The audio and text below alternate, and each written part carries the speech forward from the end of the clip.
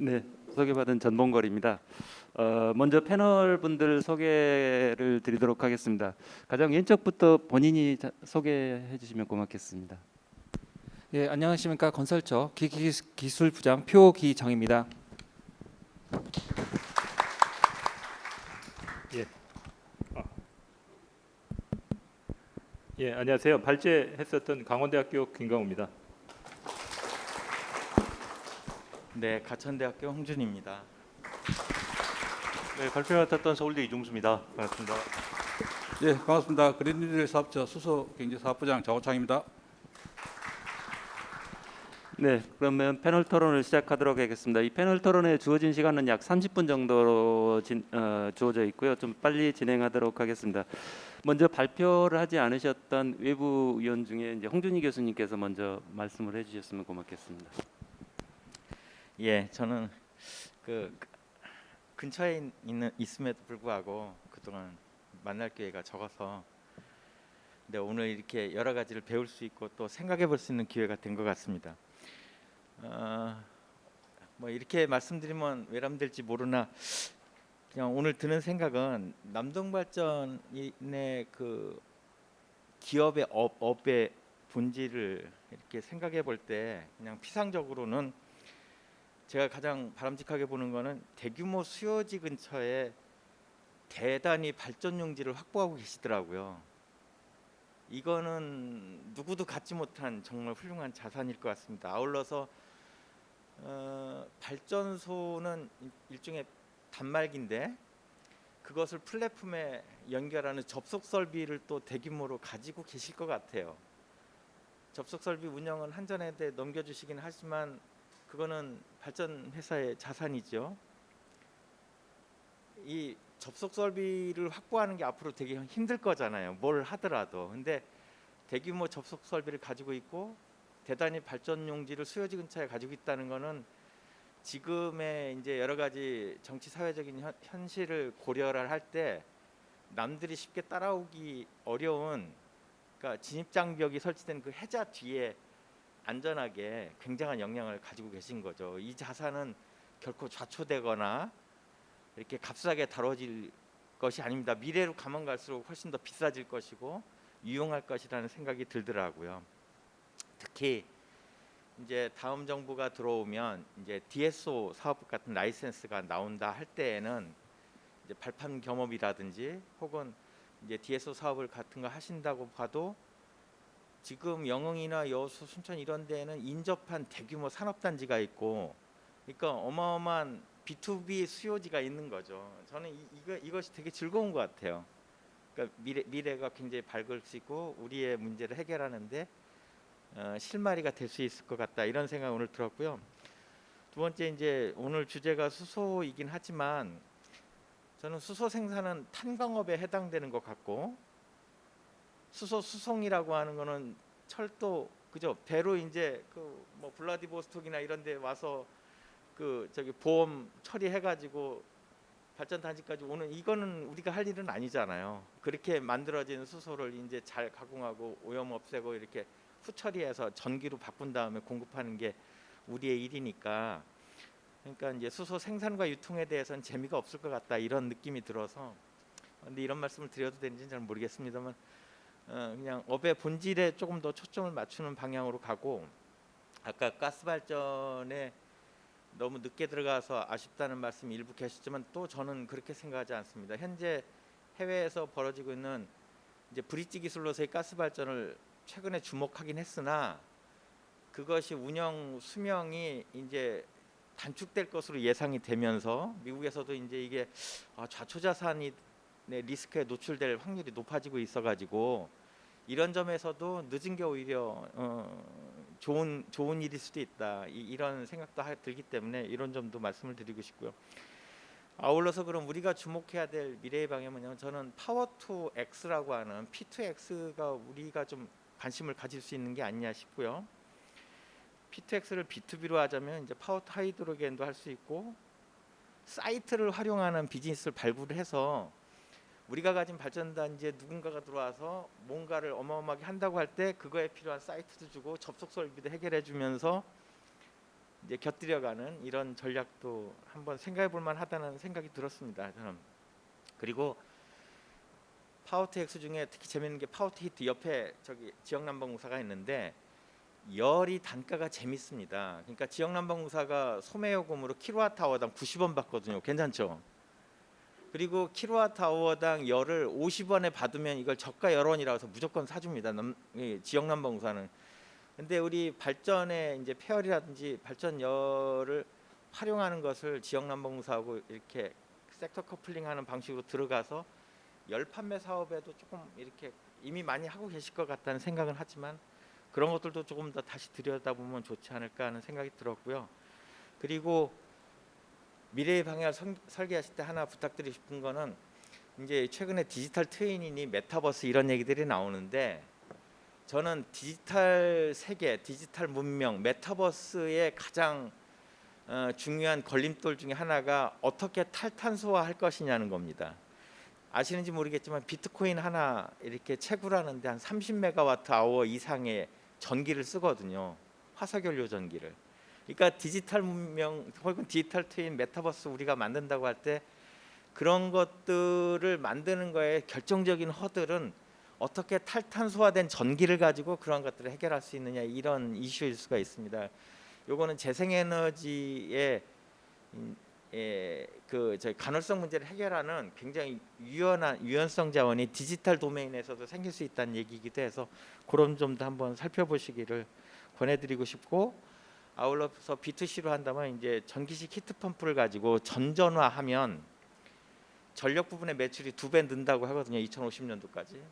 이 얘기는 발전회사의 매출이 계속 이렇게 성장하는 거잖아요. 우리의 발전회사의 매출이 연 평균 2.3%씩 늘어서 2050년대에 매출이 양으로든 금액으로든 2배 정도가 된다면 이건 우리가 정말 힘을 낼 수 있고 이런 가능성이 확인이 되면 자본 조달이나 여러 가지들도 경쟁력 있게 할 수 있기 때문에 그런 점도 좀 살펴보면 좋을 것 같다는 생각이 들었습니다. 두서없는 말씀 들어주셔서 감사합니다. 네, 홍 교수님 좋은 말씀 감사드립니다. 그러면 다음으로 우리 정호창 부장님께서 말씀을 부탁드리겠습니다. 예, 안녕하십니까. 그 그린 뉴딜 사업자 수소 경제사업부장 장호창입니다. 그 오늘 발제해주신 두 분 교수님 말씀처럼 미래 에너지 시장에서는 그 탄소 중립이 기업 생존 부분에서 가장 중요한 문제라고 생각이 듭니다. 그래서 이에 대한 연장선에서 저희 남동에서 지금 추진하고 생각하고 있는 부분에 대해서 세 가지 정도 말씀을 좀 드리도록 하겠습니다.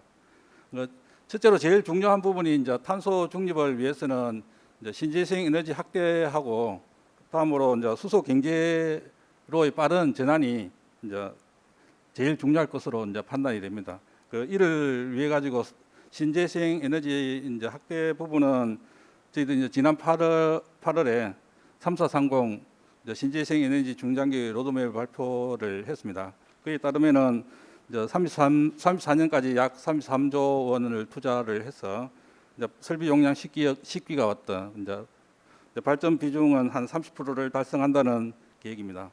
그리고 다음으로 이제 수소 경제의 전환인데 이 부분은 기존의 그 수소 경제 로드맵에 보면 일정공에서는 수소 모빌리티하고 연료 전지에 좀 국한이 좀 되어 있었습니다. 이번에 11월 달에 정부에서 수소 경제 로드맵 2.0을 이제 발표할 예정입니다. 여기에는 해외 수소 이제 생산하는 부분 그걸 국내에서 어떻게 활용할 것이냐. 그리고 이제 국내에 공공망을 어떻게 구축할 것이냐에 대한 전체에 대한 부분을 정부에서 발표할 예정으로 있습니다. 여기에 따라서 저희들이 그 전략을 수립해 가지고 12월 전략을 수립해서 대응하도록 하겠습니다. 두 번째 이제 좀 중요한 부분이라고 생각되는 부분이 그것이 그 그린 수소 생산과 이제 활용 기술에 대한 그 기술력 확보입니다. 좀 전에 김광욱 교수님께서 2030년까지 이제 상용화되는 부분에 상용화가 어려울 것으로 예상하셨는데 우리는 이제 요 세부적 전적인 부분 이제 수소하고 암모니아 혼소하고 전소 그리고 이제 그린 수소 생산에 대한 수전의 기술 개발 요게 이제 굉장히 중요한데 요 부분은 이제 그 저희들이 남동이 이제 석탄에 대한 비중이 상대적으로 높고 이에 따라서 이제 강점은 그 연소 기술 분야에서 이제 세계 최고의 기술을 가지고 있다고 생각이 됩니다. 이를 바탕으로 해가지고 2025년부터는 500메가와트 이상의 석탄 화력을 대상으로 해가지고 아모니아를 20% 혼소하는 실증에 저희들이 참여를 해서 반드시 완수할 수 있게끔 그렇게 할 예정입니다. 그리고 이제 수전의 기술 부분은 현재 정부 R&D 과제하러 추진 중인 게 국산 메가와트급 고체 산화물 SOEC 타입입니다. 고체 산화물 수전의 시스템 개발 및 실증을 통해서 좀 다음 패널이신 표기전 부장께서 이제 조금 이따 언급을 해주실 건데 이제 삼천포의 수소 융복합 발전소에 공급하는 방안을 검토 중에 있습니다. 수전의 기술 중에서 그 효율이 80에서 85%로 제일 높은 SOEC 수준의 기술 개발을 통해 가지고 2025년까지 실증을 완료해서 국내 그린 수소 생산 시스템의 시금석이 되도록 하겠습니다. 다음은 연료전지 부분인데 요 연료전지 부분은 2022년부터 이제 시행 예정인 CHP에서 이제 청정수소 발전 의무화 제도 하에서 이제 탄소 배출을 최소화할 수 있게끔 하는 부생수소를 활용한 사업을 진행 중에 있고, 그리고 이제 그 뒤에 CO2가 발생되니까 CO2를 저감할 수 있는 CCUS하고 스마트팜, LNG 냉열을 이용한 하이브리드 사업에 집중할 것입니다. 그리고 마지막으로 이제 정부 정책 수립 시 참여해가지고 에너지 공기업의 목소리를 반영할 수 있어야 하겠습니다. 이제 전력 수급 기본 계획이라든지 신재생 에너지 기본 계획 등 국가 미래 에너지 기본 계획 수립 시 저희 이제 발전 공기업의 의견이 이제 반영될 수 있도록 역량과 저변을 확대해야 될 것으로 생각됩니다. 오늘 포럼도 이런 맥락에서 이제 매우 의미 있는 시간이라고 생각이 됩니다. 수소 경제로의 전환을 위해서는 이제 앞으로 많은 허들이 있을 것으로 예상합니다. 이 허들을 내실 있고 촘촘하게 대비해서 이제 실기하지 않고 남동의 저력과 성장 동력을 준비해서 반드시 이루어내도록 하겠습니다. 그리고 오늘 참석해 주신 교수님들께서도 많은 자문과 힘을 보태주시면 대단히 감사하겠습니다. 예, 이상으로 마치도록 하겠습니다. 감사합니다. 네, 부장님 감사합니다. 남동발전의 수소 관련 대응 전략에 대해서 말씀을 해주셨는데요. 추가적으로 우리 표기정 부장님께서도 말씀을 좀 부탁드리겠습니다. 네, 안녕하십니까. 건설처 기기기술부장 표기정입니다. 아마 수소 경제가 빠르게 변화가 되고 있고 그러다 보니까 가스터빈의 분야도 많은 변화가 있어야 될 거로 판단을 하고 있습니다. 저는 수소 기반 시험 연구 발전소에 대한 부분을 간략하게 소개해드리고 또한 가스터빈의 중장기 방향을 좀 소개해드리고자 이 자리에 왔습니다.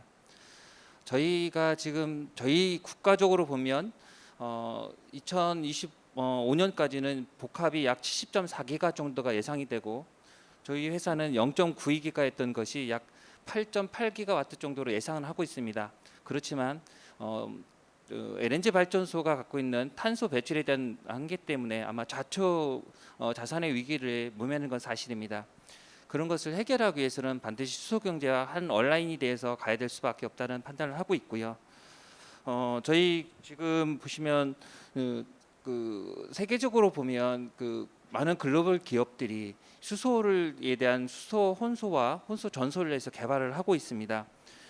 수소 기술 동향을 간단하게 소개를 드리자면 GE와 지멘스, MHPS 같은 경우는 이미 30% 정도의 혼소에 대한 기술은 상업화가 되어 있는 상태고요.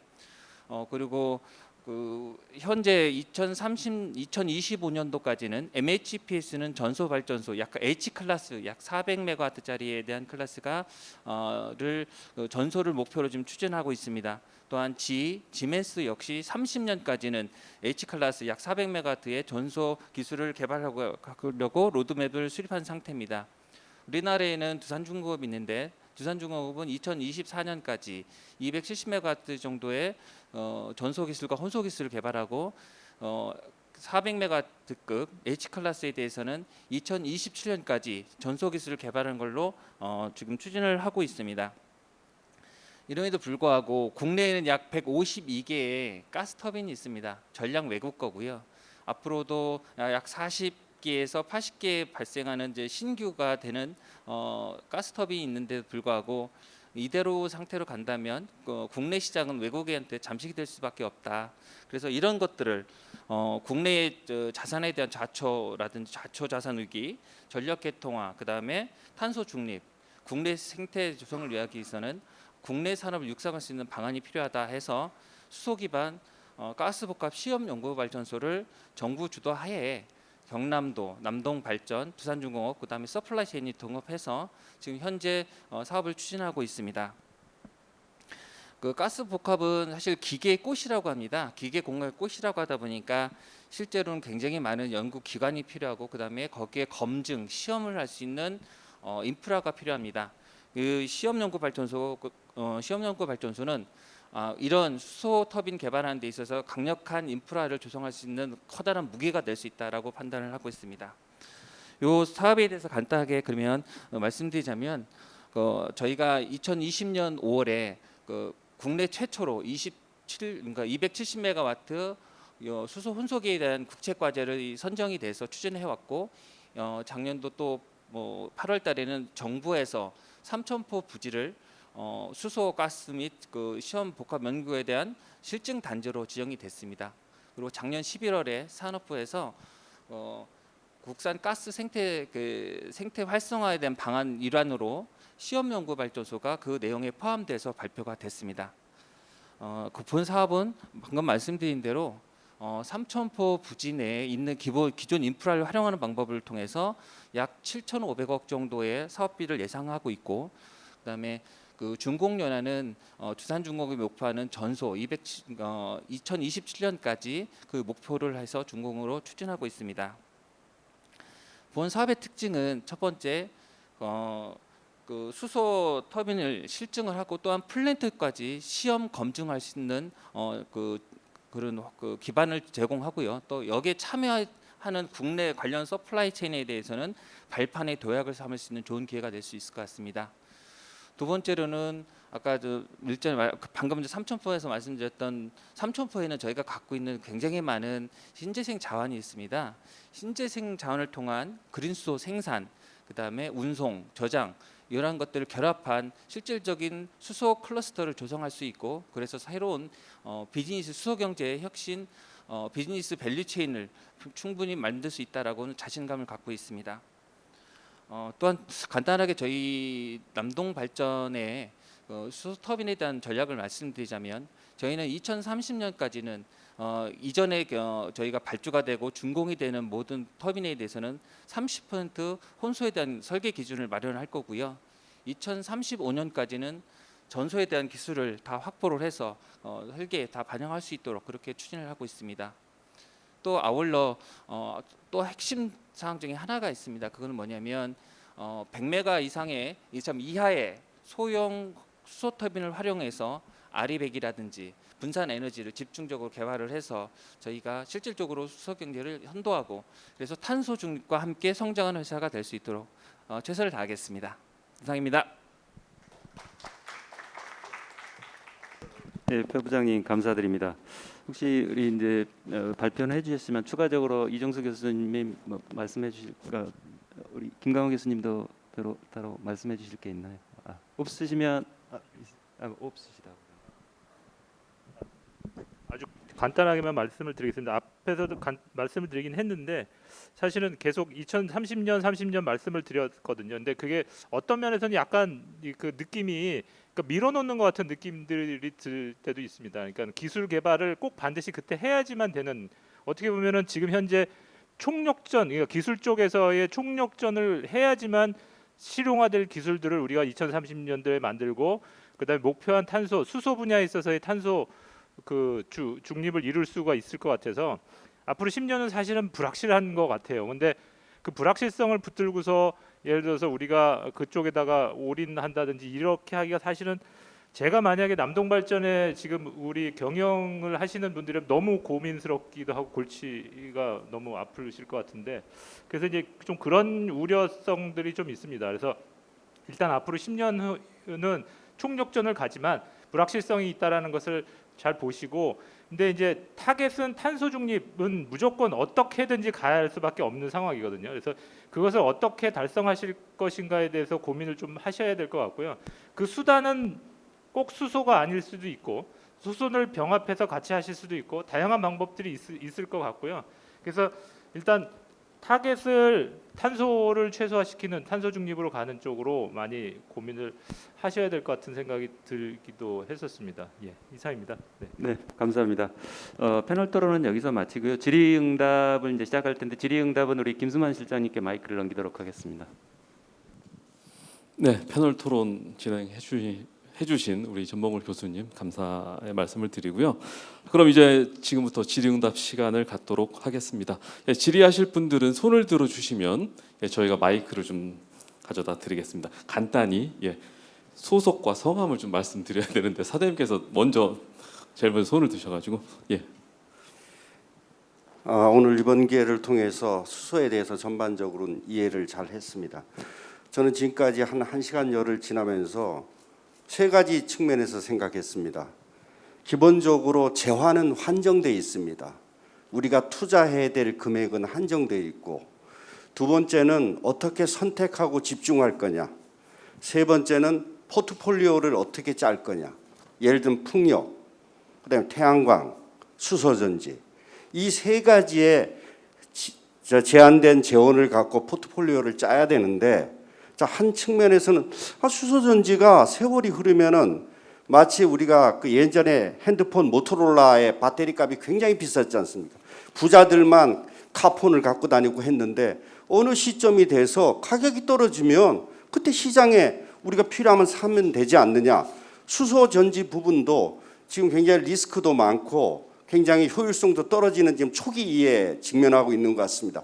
그렇다면 지금 한정된 해상 풍력이라든가 태양광은 우리 영토라든가 이런 측면에서 볼 때는 굉장히 제한되어 있기 때문에 그쪽에다가 먼저 포트폴리오를 좀 많이 주고, 수소전지 부분에서는 꼭 필요한 핵심 기술 부분만 선택을 해서 채산성이, 경제성이 달성되는 순간까지 기다렸다가 진입하는 것이 나은 건가, 아니면 삼성전자의 이론까지 초격차 이론에 따라서 우리가 재생 부분에서 조금 덜 투자하고 수소 쪽으로 뛰어들어서 어차피 미래에 수소가 대세가 된다면 그쪽에 뛰어드는데 어떤 부분의 핵심 기술, 지금 뭐 세월이 흘러서 반도체도 지금 보면은 파운드리 부분하고 메모리 부분하고 하다가 지금 시점에서는 굉장히 파운드리 부분이 굉장히 지금 주가가 올라가는 그런 상황이 되는데, 그래서 제가 지금 고민하고 있고 앞으로 우리 교수님들하고 수시로 만나서 하는 거는 어떤 포트폴리오 전략을 갖고 한정된 재화를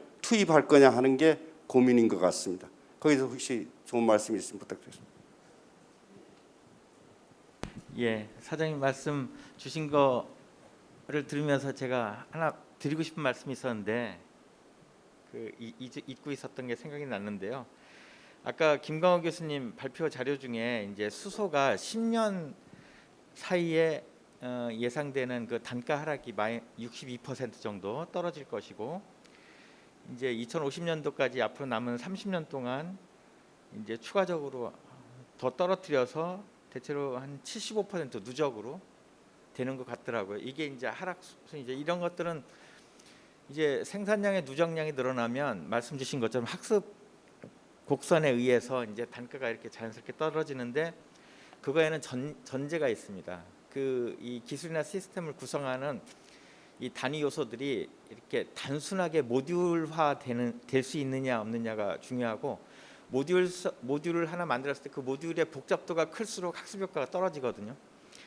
이제 비교할 수 있는 수치가 태양광은 지난 45년 사이에 1000분의 1로 가격이 떨어졌습니다. 그러니까 100만 원짜리가 1000원이 된 거죠. 그리고 아까 수소하고 이제 비교하자면 10년 사이에 가격을 10분의 1로 떨어뜨렸고요. 그러니까 30년 주기로 보면은 가격을 50분의 1로 떨어뜨렸습니다. 그러니까 태양광은 이 패널의 모듈이 아주 단순하니까 학습 커브가 급격하게 떨어지면서 이제 우리가 원하는 가격 수준에 들어가는 거고, 그러한 비슷한 사례가 이제 반도체죠. 메모리 반도체 아주 단순하지 않습니까? 그러니까 가격이 푹푹 떨어지죠. 배터리도 아주 단순합니다. 그러니까 나스 전지나 이런 것들은 모듈의 복잡도가 커서 가격이 안 떨어지는데 리튬이온 배터리는 뭐 그냥 건전지잖아요. 사실 그러니까 어마어마하게 떨어집니다. 전기차 가격 어마어마하게 떨어질 거고요. 이제 이렇게 추정을 해보면 수소가 발전 연료로서 그리드 패리티를 돌파할 수 있을 것이냐, 여기에 이제 불확실성이 굉장히 커 보이는 거죠. 이렇다면 저는 권해드리고 싶은 전략이 지켜보시다가 정말 그 일이 벌어지면 그때 가서 들어가셔도 앞부분에 해칭된 그 리스크 코스트를 감안을 할 때 이익이 클 것이다, 이렇게 말씀을 드렸습니다. 이거는 저의 명확한 그 생각이고, 두 번째로는 수소 공급망 자체가 차지하는 이 토지 부양 자원이 한 30배 정도 됩니다. 전선으로 보내는 에너지량하고 수소 파이프라인으로 보내는 에너지量 30배 차이로 전기가 이깁니다. 그러니까 이런 관점에서도 수소의 미래에 대해서는 리스크가 아직 많으니까. 그렇지만 아까 말씀드렸던 지금 가지고 계신 자산이 굉장히 현 시점에서 훌륭해서 그걸 활용하는 다른 기회들이 많이 있으니까 거기서 돈을 버시면서 기다리시면서 나중에 이렇게 나중을 대비해서 보험 정도는 들으실지라도 그냥 기다리시는 것이 어떨까. 저 뭐 이렇게 제 의중을 말씀드리자면 이렇게 말씀을 드리고 싶습니다. 제가 간단히 보충하겠습니다. 예, 뭐 사장님 고민이 느껴지는 질문이셨던 것 같습니다. 그러니까 저는 이제 홍 교수님 말씀하시는데 더해서 포트폴리오 관점에서 잠깐 말씀드리면, 이제 90년대까지 한전이 이제 장기 전원 계획이라는 걸 만들었고요. 2001년도 발전사 분사 이후에는 지금 작년에까지 했던 저기 장기 전력 수급 기본 계획이라는 걸 만듭니다. 그러면 지금 9차 전력 수급 기본 계획 끝나고 나서 지금 한전이 이제 장기 송변전 설비 계획을 확정해 가지고 이사회 통과하고 지금 정기위원회에 남았거든요. 근데 제가 요즘 이 저기 그 산업부하고 이렇게 회의를 하면서 하는 얘기가, 결국에는 전력 수급 기본 계획이라고 하는 것보다 송변전 설비 계획, 그러니까 개통 계획이라는 게 먼저 나오는 게 이제부터는 우선이다. 그 말은 뭐냐면은 지금까지 장기 전원 계획이든 전력 수급 기본 계획이든 그 국가적 차원에서의 포트폴리오를 만들 때는 뭘로 하냐면은 아시겠지만은 LCOE, 그러니까 가격의 수준하고요. 그다음 연료 가격의 변동성의 예측, 이 두 개가 중점입니다. 그러고 나서 그걸 가지고 수급 계획에서 잡아놓으면 한전이 열심히 개통을 받쳐가지고 개통 안정성을 보장을 해줬죠. 근데 지금은 이제 그 두 개를 가지고 포트폴리오를 잡긴 굉장히 어렵습니다. 다시 말해서 거기에 기준이 하나 들어가는 게 개통 안정성이거든요. 그러니까 지금 연료 전지에 따라서 아까 부하 추종이 가능한 것도 있고 불가능한 것도 있지만, 지금 이제 사실은 연료 전지로서 가장 많이 쓰이고 있는 블룸 에너지 거 같은 경우에는 부하 추종이 안 되지 않습니까? 그거는 정말 그 베이스로드 말고는 쓸 데가 없는 거죠. 개통, 그러니까 가널성 극복에 도움이 안 되는 것들이거든요. 그래서 저는 이 남동이 지금 시장형 공기업으로서 자체의 매출이나 이윤을 극대화하는 역할도 가지고 있지만, 그 시장형 뒤에 공기업이라는 이름이 붙어 있기 때문에 기본적으로는 개통 안정화의 역할이 분명히 있다고 봅니다. 그런 측면에서 보면은 그 무탄소 신전원이라든지 혹은 저기 H2 혼소 같은, 그러니까 일단은 단기적으로는 부하 추종이 가능한 방식으로 일단 가는 게, 그거에 대해서 공기업으로서 역할을 하는 게 일단 중요하다고 생각을 하고요. 그 이후에 이제 홍 교수님 말씀하신 대로 그런 어떤 신에너지나 재생에너지에 대한 것들은 시장의 상황에 따라서 포트폴리오를 구성하는 게 맞다, 이렇게 생각을 합니다. 저도 간단히 좀 답변 드리면 또 괜찮을지 모르겠습니다. 시간이 좀 부족한 것 같아서 저는 우리 이종수 교수님이 이제 우리 공기업 남동발전의 공기업에 대해서 말씀을 해주셨는데 사실은 수소와 관련해서는 50년까지 탄소 중립을 이루어지게 되는데 우리나라가 신재생으로만 가능하느냐 이 부분에 있어서 그러면 무탄소 신전원 부분에서 이제 수소라는 게 상당히 활용될 수밖에 없는데 그런 백그라운드에서 남동발전이 어떤 공기업적인 역할을 해줘야 된다라는 측면에서 시장에서는 벌써 민간 기업들이 수소에 관련해서 투자를 많이 하고 있습니다. 그렇지만 공기업이라는 특성을 갖고 있다는 것은 미래의 불확실성에 대해서 어느 정도 공기업은 버퍼 역할을 해줄 수 있다는 측면에서 공적인 역할에서 수소에 대해서 투자를 좀 해주는 것도 적절하지 않을까 이런 측면에서는 수소에 대해서 관심을 갖고 좀 했으면 좋겠다라는 생각이 들어서 그 부분에 대해서는 좀 더 많은 공부가 좀 필요하지 않을까 이런 생각이 들었습니다. 네, 고맙습니다. 예, 충분한 답변이 사장님 혹시 네. 네, 감사합니다. 예, 혹시 다른 또 질문하실 분 손을 들어 주시면 저기 우리 환경품질처장님. 예, 환경품질처장 이상규입니다. 발제도 잘 듣고 또 패널 디스커션도 잘 들었습니다. 저는 김광호 교수님 주제 발제하고 저희 홍준희 교수님 패널 디스커션에서 말씀하신 내용하고 조금 연관이 있고 또 이종수 교수님 말씀하신 포트폴리오 측면에서 사실 전원의 포트폴리오도 있지만 저희들이 이제 2050 탄소 중립을 하는 탄소 중립의 포트폴리오도 저희들이 고민을 해야 될 때라고 생각이 됩니다. 저는 회사 탄소 중립 위원회 중에 특히나 이제 흡수원 탄소 흡수원 개발 쪽에 이제 제가 담당을 하고 있는데 저는 말씀하신 지금 오늘의 수소가 사실 이제 화두긴 하지만 아까 우리 김광현 교수님 말씀하신 게 수소가 그린 수소로 가기는 상당히 좀 거리가 멀다 힘들다라는 말씀을 좀 하셨고 사실은 저희들이 신재생 리뉴얼블 에너지가 그리드 패리티가 온다는 게 20년이나 21년 온다고 했습니다. 근데 아직 또 사실 한국에서 요원하고 수소 같은 경우도 사실 2050년 정도 그리드 패리티가 오는 것으로 지금 그림이 되어 있지만 사실은 에너지 전환 과정에서 더 많은 연료가 많이 필요하기 때문에 그리드 패리티가 제 개인적으로는 상당히 좀 힘들지 않나 이렇게 생각을 한다는 관점에서 보면 제가 이제 KCCUS 추진단에 회의도 갔다 오고 해서 보면 저희들 탄소 중립 국가 위원회도 보면 여러분들이 있으신 것 같습니다. 신재생으로 가야 된다, CCUS로 해야 된다 이런 부분이 많이 있는데 저는 개인적으로 CCUS 쪽을 좀 더 치고 나가야 된다. 저희들 입장에서는 왜냐하면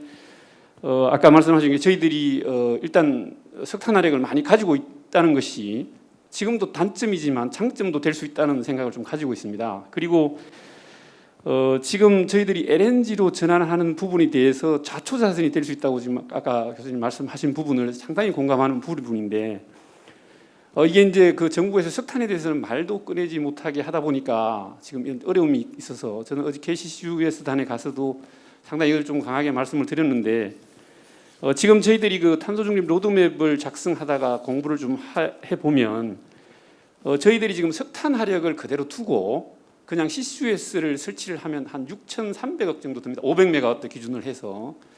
근데 지금 기존의 발전소를 석탄화력 500메가와트를 디몰션을 하고 LNG를 짓게 되면 한 1.4조에서 1.5 정도 더 추가로 듭니다. 근데 기존의 석탄화력이 가지고 있는 잔존 가치가 한 2,500억 정도 됩니다.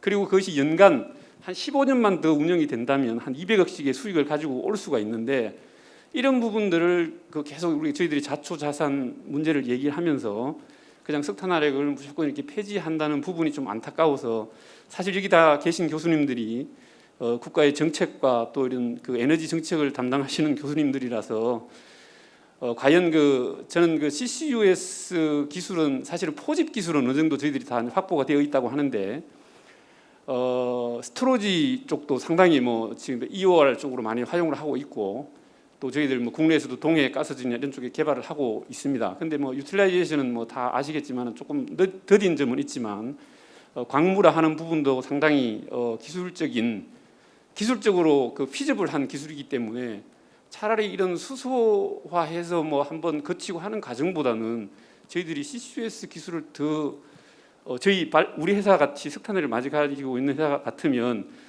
저는 그쪽으로 더 포트폴리오를 탄소 중립 쪽의 포트폴리오 더 가져가면 좋지 않을까 하는 그런 생각이 좀 들었는데 교수님들 혹시 의견이 어떠신지 궁금합니다. 예, 이상입니다. 그 간단하게 제 의견 말씀드리면요. 제가 그 CCUS에 대한 그 아주 자세한 그 기술적인 그 지식은 사실 좀 없습니다. 근데 이제 전반적으로 그 얘기를 들어보면 약간 CCUS 쪽에 그러니까 탄소 그 포집하고 저장하는 쪽에 있어서 그러니까 회의적인 시각들이 좀 많은 편이에요. 그러니까 왜냐하면 이제 결국은 그 탄소 포집을 하는 거는 좋은데 그걸 이제 저장을 해야 되는 문제가 있고, 그러니까 계속적으로 운영을 하다 보면 결국은 부산물이 계속 나오는데 그걸 어디다가 쌓아놓을 것인가의 문제가 사실은 제일 어려운 점이라고 생각이 됩니다. 그래서 글쎄요, 포트폴리오를 어떻게 하실지는 그 고민을 좀 해보실 필요는 있을 것 같고, 실제로 어쨌든 탄소 배출을 최소화시킬 수 있는 어떤 방법의 하나로서는 연구도 하고 어떤 기술 개발을 하긴 해야 되긴 할 텐데, 이제 그게 지금 그러니까 시장이나 여기서는 약간 부정적인 그런 느낌, 그런 시각들이 좀 있다라는 것도 한번 같이 고려를 해보시면 좋을 것 같아요. 네. 제가 보충 하나만 하겠습니다. 자꾸 답변해서 죄송한데 CCUS는 현재 기술로 하면 일단은 지금 발전소에 붙이면은 일단은 추가 부지가 많이 필요하죠. 추가 부지가 굉장히 많이 필요하고, 두 번째는 지금 저 석탄화력 발전소 효율이 보통 40대 중반, 44, 45% 이렇게 나오는데 CCUS를 붙이면 이게 이제 배기구에다가 뭐 스펀지 같은 걸 하나 붙여놓은 거 같은 거라 가지고요. 이게 뭐 잘 아시다시피 한 10%에서 15% 이상 발전효율이 떨어집니다. 그러니까 지금 단기적으로 이렇게 LNG 전환하고 CCUS하고의 투자 비용만 비교해 가지고는 좀 어렵겠다는 생각이 들어요. 그건 상세한 설명이 있어야 될 것 같고요. 근데 그거는 저는 지금 우리 9차 수급 계획할 때 9차에서 많이 논의됐던 게 뭐냐면, 우리가 9차에서 24개, 그다음 연장해 가지고 30개의 LNG 전환을 확정했지 않습니까? 확정 설비로 넣었는데 그때 나온 게 전환되면서 퇴역하는 석탄들을 어떻게 할 것이냐, 휴지 보존할 것이냐 뭐 할 것이냐 하는 건데, 저는 100% 휴지 보존해야 된다고 생각합니다. 물론 휴지 보존에도 인원도 들고 비용도 들죠. 그래서 휴지 보존하고, 그게 휴지 보존해야 되는 첫 번째는 우리나라가 산업 성장이 어떻게 될지, 북한하고의 통일이 어떻게 될지, 뭐 어떤 일이 일어날지 모르니까 일단 휴지 보존해야 될 것 같고, 그 휴지 보존하는 기간 중에 CCUS 기술이 어떤 방식으로든 비용 효율적으로 올라오면 그때 붙여도 늦지 않다라고 생각을 합니다. 그러니까 지금은 LNG 전환이 확정이 돼 있기 때문에 일단 전환으로 가서 브릿지로 가고, 그 다음은 석탄화력 휴지 보존한 다음에 CCUS에 올라오면은 가야 될 것 같고, 저장과 관련해서는 2017년도에 우리나라 지질학회가 저장 공간 한번 조사한 적이 있습니다. 제가 정확한 숫자는 기억이 안 나는데 그게 우리나라가 2050년에 CCUS에 생산되는 CO2의 물량을 한 해 물량의 20%도 못 넣는 겁니다. 우리나라는 단층이 없습니다. 단층이 있으면 석유도 나오고 가스도 나왔겠죠. 단층이 없기 때문에 사실은 실제로 보관할 장소가 없다는 것은 비용적으로는 굉장히 불리한 부분이 있긴 합니다. 예, 이상입니다. 네. 드리겠습니다. 이어서 그냥 이 교수님 말씀 뒤에 좀, 그럼 이제 유지 보수 하려면은 탄소 중립 목표가 이루어져야 되는 압력이 있기 때문에 그 압력을 완화시키는 게 중요할지도 모르거든요. 그러니까 제 생각에는 그 석탄화력의 급격한 전환을 하지 않고도 탄소 중립을 내세운 목표를 달성할 수 있고, 그 달성은 직접적인 방식이 아니라 오프셋, 그러니까 상쇄시키는 우회적인 통로가 있는데, 그 우회적인 통로를 아직도 몰라서 활용을 못하고 있지만, 어쨌든 해외에서 요즘 나오는 데이터들을 보면은 2050년에 가면 충분히 탄소 중립을 이뤄낼 수 있는 다른 수단들이 있으니까, 그것을 남동발전이 선도적으로 이끌어 나가면서 다른 쪽에서 탄소를 줄여주고, 대신에 그것이 많이 실적이 나서 탄소가 줄었으니까 석탄화력의 그 좌초화 시기를, 저쪽 압력이 여유가 생겼으니까 이 늦춰가면서 밸런스를 맞춰서 시기를, 그러니까 이제 정책을 설득하는 거죠. 이렇게 우회적인 설득의 길을 여는 방식도 있는 것 같아요. 특히 이제 최근에 나오는 건 전기화와 관련돼서 그 공기여론, CO2 히트펌프라든지 이런 성능 좋은 새로운 혁신 기술들이 나오니까, 이거를 남동발전이 앞장서서 대량 보급하면 거기서 탄소 감축의 실적이 나오고 그걸 가지고 석탄의 좌초자산화를 이연시키거나 혹은 휴지보수해서 유지시키는 이런 논지를 세울 수 있는 거죠. 요건 하나 더 말씀드리고 싶습니다. 네, 좀 답변은 다들 충분히 된 것 같은데요. 우리 그 기획관리본부장님이 손을 드셨는데 시간이 또 이렇게 또 많이 지나고 해가지고 일단 그 질문은 나중에 시간이 있는 대로 좀 하나씩 받는 것으로 하고요. 오늘 질의응답은 이것으로 좀 마무리를 하도록 하겠습니다. 죄송합니다. 제가 시간을 못 드려가지고 죄송하게 좀 말씀을 드리고 오늘 저희가 이제 준비된 시간이 다 끝났는데 열기가 이 모인 사람들의 인원수에 비해서 열기가 너무 핫하게 지금 타오르고 있어서 오늘 제 1회 저희 포럼인데도 불구하고 되게 이제 모이신 분들과 우리 패널 분들이 열띠게 이렇게 토론을 해주셔가지고 정말 의미 있는 시간이 되지 않았나 생각을 하고요. 마무리하기 전에 사장님 뭐 혹시 마무리 말씀 따로 따로 안 하시면 제가 이제 정리하도록 하겠습니다. 장시간 함께 해주신 우리 패널 분들과 또 그 참석자 여러분, 특히 오늘 그 많은 관심과 지원을 해주신 우리 분당본부 직원들과 또 본부장님께 감사의 말씀을 드리고요. 이상으로 제1회 탄소 중립 미래 포럼을 힘찬 박수로 마무리하겠습니다. 감사합니다.